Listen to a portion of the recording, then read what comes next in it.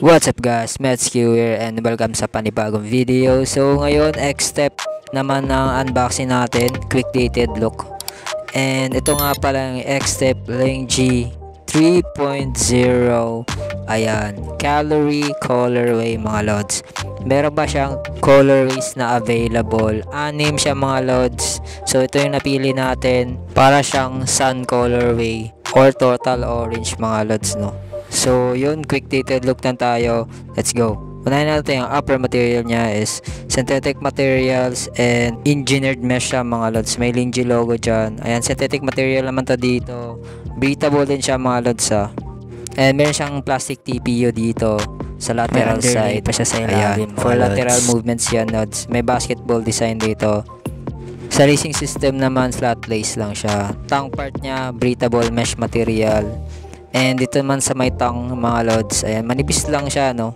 Ayan, may design din siya dyan. Sa medial side, meron siyang design dito. Ayan, X-step Ace pa lang ginamit dyan sa midsole mga lods. And feather foam, dalawang cushion na yung ginamit dito mga lods. Sa heel tsaka sa forefoot, nilalagay nila sa mga top tier shoes nila mga lods. And malambot yan. Ayan, yung design na yan lods, X-step logo yan, X, ayan. Sa unang tingin di mo siya mahalata pero logo pala siya. Dito naman sa sackliner, sakto lang yung kapal niya dito, no? Supportive din yan. Sa heel naman may leather material dito, tsaka logo ng Ling-G. Ayan, supportive yan lods, oh. Protektado yung paa mo dyan. Ling-G logo andyan. Meron din siyang pull tab mga lods. Ayan. Ito naman yung insole niya, regular lang siya. So sa traction na tayo mga lods. Hard rubber pala yan mga lods, no? Sobrang tigas niyan. Pang indoor outdoor courts talaga tong shoe na to. And may pagka wavy pattern siya dito sa my forefoot. Ayan, matigas yan lods, sobrang kapal. Nagamit ko na yan lods. Makapit siya sa court mga idol. Ayan, may TPU siyang plate yan sa forefoot and sa midfoot. Ayan, X-step support pala pangalan yan mga lods. May X-step logo dito sa heel. Ayan, feather foam pala yung ginamit dito sa heel part mga lods for impact protection. Sa midfoot naman, X-step Ace. So yun lang mga idol. So maglalagay akong link dyan sa description box below kung gusto mo na ito. Meron pang colorways na available, mga solid din yan. Fitting pala nito is true to size. So sa mga white footers, pwede kayo mag half size up na ito mga idol. So tara, on fit na natin. Tara, let's go.